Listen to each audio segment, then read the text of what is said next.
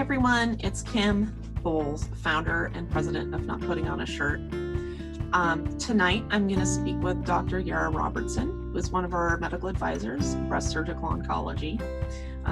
She's a wonderful person and a wonderful surgeon, and I just love her perspective. She's a kidney cancer survivor, as a matter of fact, and that gives her a unique insight into, what it's like to be a cancer patient facing surgery. I think when you hear her speak, you'll be so impressed with her, not only her knowledge about surgery generally, but just her empathy and her understanding for how patients experience their care. And, it's her belief that, an aesthetic flat closure is just a mastectomy, right? It should just be the standard. And I think that's real hard to disagree with. That's our position at Not Putting on a Shirt, that every woman should get an aesthetic flat closure whenever possible. It shouldn't even be something you need to ask for. So, I'll go ahead and switch over to Dr. Robertson here and the interview, and I hope that you get out of it as much as I did, and please feel free to comment or email us with questions or comments. Tonight we're speaking with Dr. Yara Robertson. Thank you for joining us tonight, Dr. Robertson. Thanks for having me. Great. I'm so excited to talk to you about this. This is so important, and I think our supporters really want to know more about you guys and more about our advisors and why they support aesthetic flat closure. So I will go ahead and introduce you. So for the viewing audience, Dr. Robertson is a board-certified general surgeon and a fellowship-trained breast surgical oncologist, and she's been practicing in Atlanta. She practiced in Atlanta since 2011. She is passionate about eliminating disparities in breast cancer care, particularly for the African-American community, and she served as vice chair of Sisters by Choice, which is a nonprofit that provides free education and breast screening for uninsured women in the greater Atlanta metro area. Is that right? Yeah. Really important work. And she's also a kidney cancer survivor, so she's been on the other side of it. So she has a unique perspective there. And that's it. We'll take it from there. We'll go through our questions here. So, Dr. Robertson, can you tell us about your work and about how aesthetic flat closure came on your radar screen? Sure. I came from Arkansas, where I did my general surgery training. And while I was there, I fell in love with doing breast cancer care. We were able, as third-year residents, to rotate through the breast oncology service. And we spent about 3 months with the breast surgical oncologist, and they had a fellowship as well. And we were able to learn a variety of procedures. The ladies that I learned from, even in residency, made a very big deal about making sure women had nice closures if they were not getting reconstructed. There was no name for that at that time. So when I did my fellowship, we were just taught that if a woman got a mastectomy and was going to not have reconstruction, they just needed to be closed nicely. So when I came to Atlanta and joined the practice that I was at for the past 9 years, or 8.5 years, my ex-partner actually did a very good job in closing women. We didn't have a name for it because to me, it was just closing a woman the right way. You don't leave redundant skin and tissue, because if they don't want to be reconstructed, you leave it nice and flat so they can put a prosthesis there if they choose to, or if they don't want to be, if they don't want to get a prosthesis, they can be nice and flat in a t-shirt or a camisole. And so we just painstakingly when we removed the breast, it didn't take very long to do a mastectomy. The longer portion of the procedure was actually just taking the excess skin and tissue off, because you want to leave it nice and tight, but not too tight so the skin doesn't die off. So what happened was about 2 years ago, after I got back from my medical leave, actually, I met Stephanie Aslos-Jones, who was about to have, I call it corrective surgery.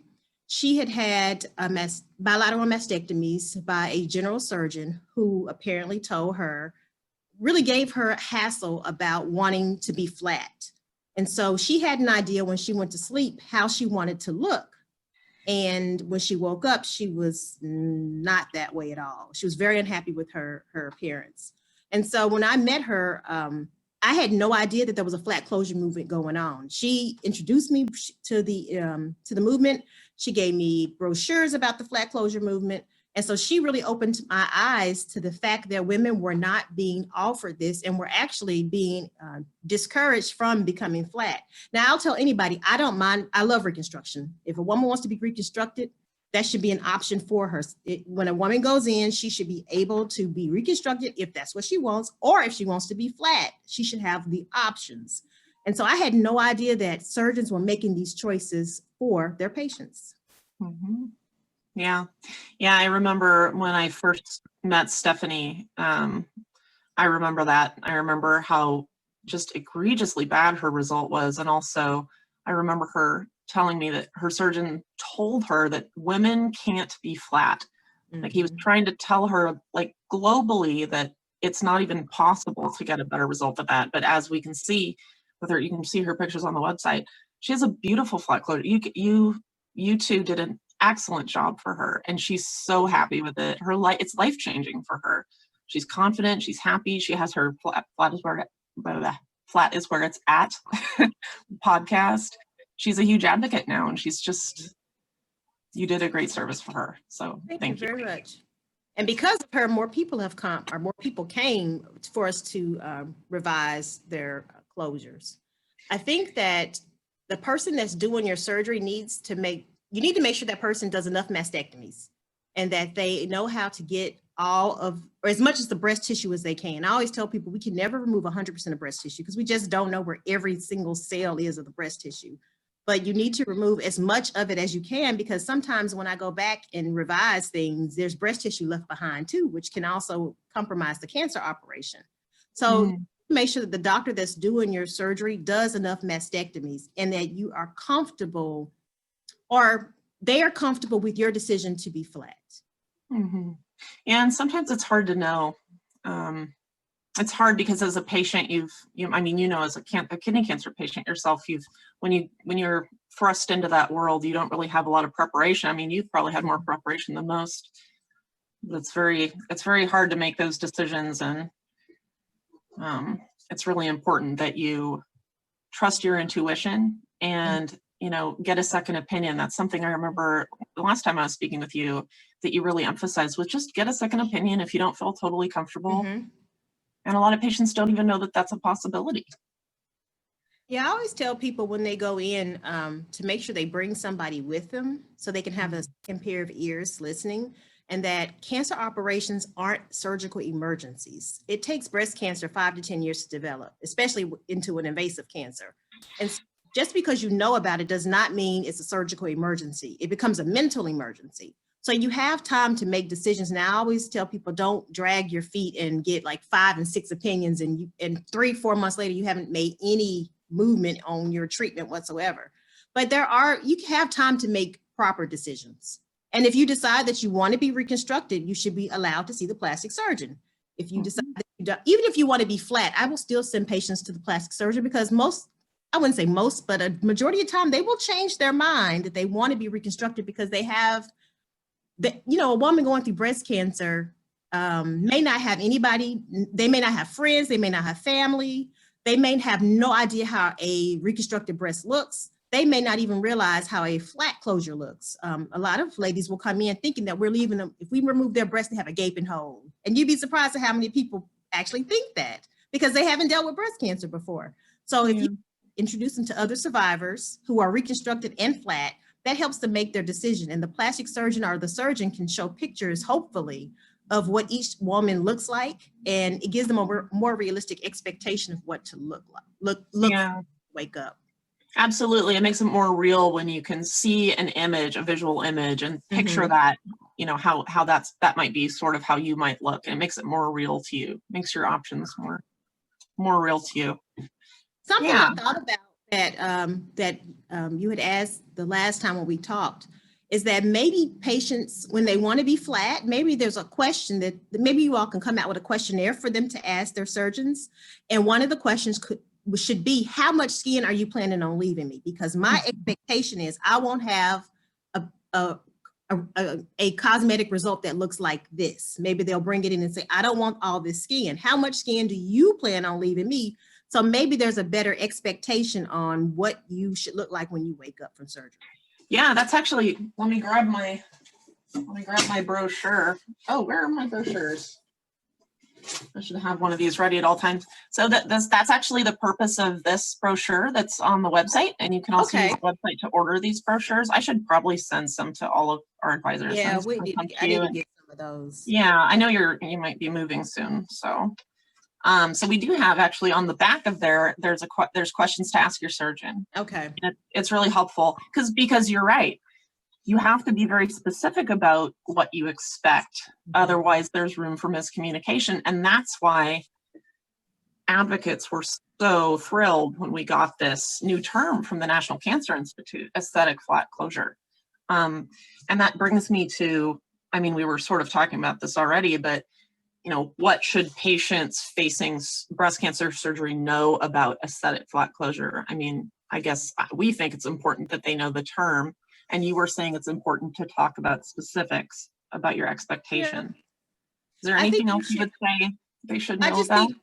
I just think a patient should know all of their options. I don't think it's, what I have seen is the opposite of that, actually, that a patient will have seen sometimes a breast surgeon, but most of the time a general surgeon, that when they go in, they're told you need to have a mastectomy. They're not given the reason why. They aren't given the options for reconstruction at all. They have no idea when they come in for a second opinion that they have the right to be reconstructed.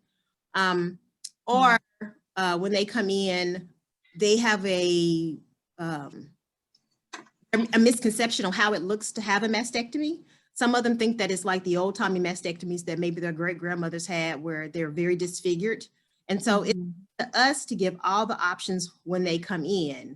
And even that means breast conservation therapy. Some women don't want to lose their breast, and if they have a small cancer, if it's confined to one quadrant, they ought to be given that option, because I don't think it's fair to be biased in, like, all of the surgeons have ideas of how you all need to be treated. People with very advanced cancers need to have a mastectomy. They need to go ahead and have the chemotherapy up front. We need to make sure their cancer is clear before we do any type of reconstruction. And I will leave them flat until they finish their cancer treatment. But it's up to us to not lead you on one way or the other. I don't like I hate it when patients ask me, what would you do? Because my situation is totally different from other situations. And I always tell people, what you choose to do with the breast, as long as it's oncologically safe, meaning we get rid of all the cancer, is really your choice. I don't push people to do bilateral mastectomies, because if the other breast is completely clear, there's no reason for me to suggest removing a normal breast unless they have a genetic mutation, or if that's a personal choice. But it's not for me to lead them into a decision on what to do with their breast, unless it's for my goal is to make sure they have all the options laid out and they can make an informed decision on what they want to do. And then sometimes if they're very confused, I'll have them talk to their family. And some women have changed their mind even on the morning of surgery. I've had women say, I don't want to be reconstructed. The plastic surgeon's on standby. That doesn't go over too well, but the plastic surgeon, sitting there waiting, and the woman goes, I don't want to be reconstructed.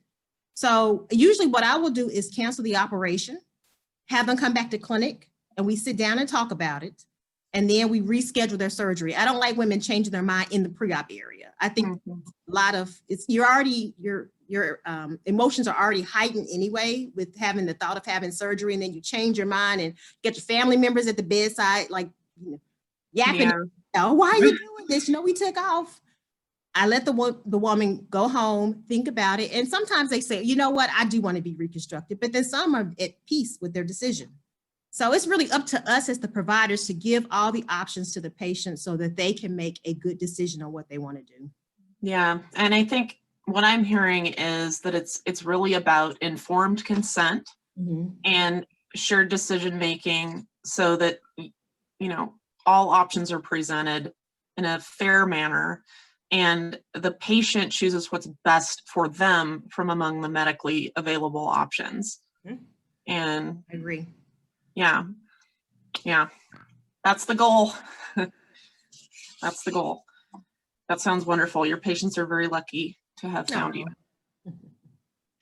So I guess the next question is, what do you think providers should know about aesthetic flat closure, and zooming out, about shared decision-making and informed consent when it comes to breast reconstruction options?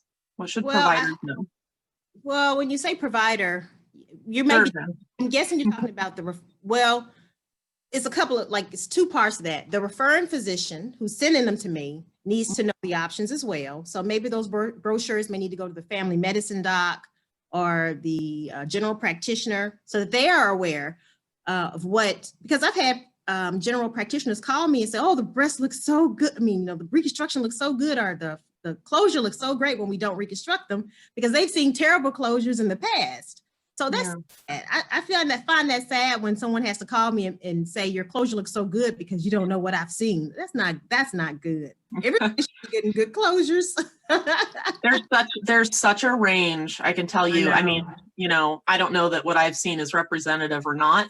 And that's actually one of the areas of research that I think we need to do. I think we need to get metrics on that to see where we're at so that we can see where we can make improvements. And how we could make improvements. Because I think every patient deserves, if at all possible, a great aesthetic flat closure like you provide for your patients, and in one surgery if possible, because most of those patients, their priority, if not their top priority, is just being done with surgery. Mm-hmm. That's what What we have to tell patients, though, is not everybody, even with a flat closure, may not have a good outcome. If you are smoker, your flaps could necrose. There's still complications even with doing a mastectomy without reconstruction. Certain people who have clotting disorders may have issues with closing. You can always have hematomas where you get blood in the chest wall, where we got to take you back to. So we have to give them all of the complications and risk of the procedure. And even if they don't have exactly the best cosmetic closure, like you may leave what we call a dog ear, maybe near the chest wall, there's a little bit of skin pooching up, looks like a little tent, or lastly, which is near axilla.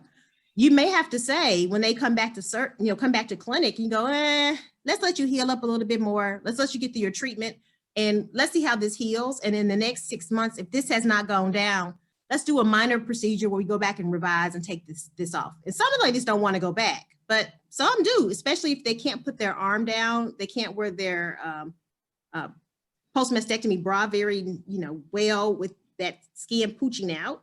So you can take them back. Just be honest with them. It's okay if they have to go back to have this revised. Is there a role for the plastic surgeon at the initial surgery, do you think, with aesthetic flat closure? Nah, not if you have a good breast surgeon that knows how to do it. Well, I guess that's the question, right?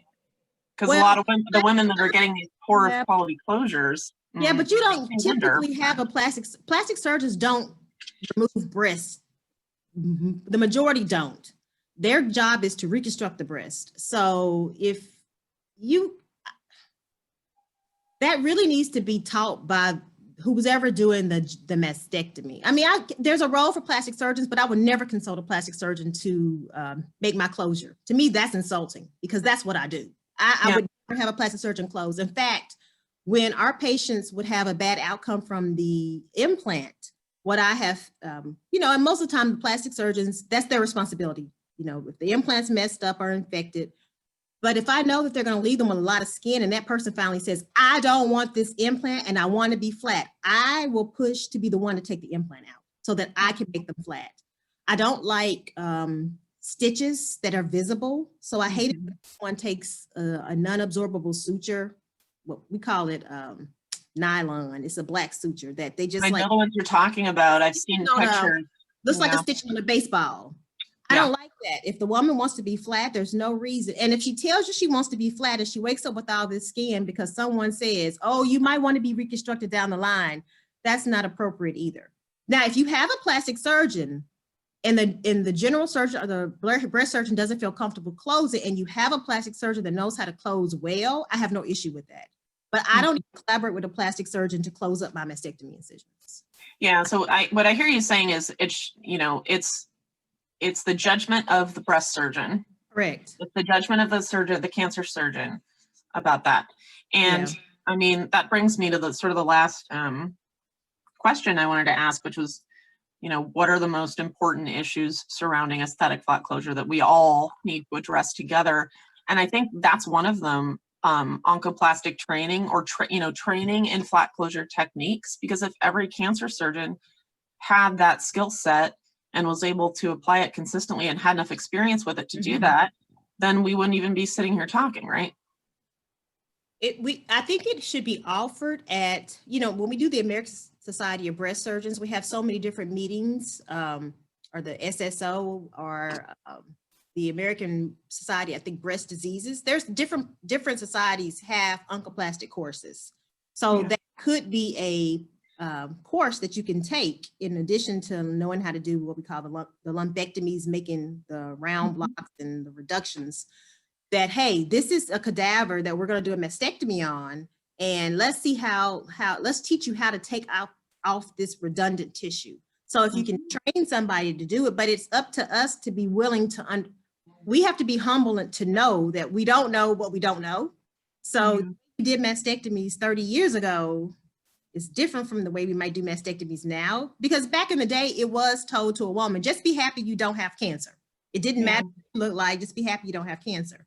But even if a woman no longer has cancer, she has to look at that incision every day of her life. There's not a day, even the most perfect incision, there's not a day that she doesn't realize that she had breast cancer, because her breast isn't there anymore. Or even a lumpectomy, they still know they have breast cancer. So you want to make what they're looking at the best possible cosmetic result, because that's what they have to, that's the only thing that they see. So we have to know we have to be willing to take, like for me, I didn't know intraoperative radiation. So I did courses, I learned about it. You have to be willing to change with the times and be willing to be an advocate for your patient. The biggest obstacle to that would just be, to me, the surgeons knowing that this exists, because a lot of people don't know it exists still. Even with the NCI designation, people still don't know that this is a thing. Yeah. And for patients, it needs to be more education to the patients about flat closure too. But I think also we need to make sure that we're not, when we're educating the patients, we're not pushing, they understand we're not pushing them to a flat closure. We're not bad-mouthing reconstruction. The plastic surgeons need to understand that we're not bad-mouthing reconstruction. We're just giving a woman all her options, and people need to be willing, whether it's the breast surgeon, general surgeon, or the plastic surgeon, as long as they're making them nice and flat, if that's what they choose to have. Yeah, and that's our position. What we want is full disclosure of all options, and for the choice to go flat to be given the same respect and consideration that other reconstructive options are given. So we're 100% on the same wavelength there. And yeah, I appreciate it. I really appreciate your insight as a surgeon and a cancer survivor yourself. And I appreciate your I'll be the first to tell you, I told my surgeon, because I have a huge scar, it goes all the way across almost across my belly. And I keloid. And so I was very specific the morning of surgery, because I'm not a demanding patient, but I told them, I do not want staples. Do not staple, because I knew that I would have 40 small little keloids across my abdomen. And I actually requested that the resident close me, because residents close. I said, I want the resident to close me. I don't want any difference in my care, because I'm a surgeon. I didn't want the surgeon thinking he had to close. I wanted the resident to close me so I could have a good cosmetic outcome, and it's beautiful. So that's wonderful. And like you said, it's your body, and this is the body you're going to live with for the rest of your life. And when you look at your body and you remember and you see that your choice was respected and that you got the best possible result, you can feel good moving forward. It's important. And the way I requested, a woman can request the same for her mastectomy. Thank you, Dr. Robertson. I really appreciate, and thank you for your support generally and for all you do for women. So thank you. Thank you. Thanks for watching. Learn more at the website at notputtingonashirt.org, or find us on Facebook or Instagram at notputtingonashirt, or on Twitter at not_shirt, or send us an email, info@notputtingonashirt.org.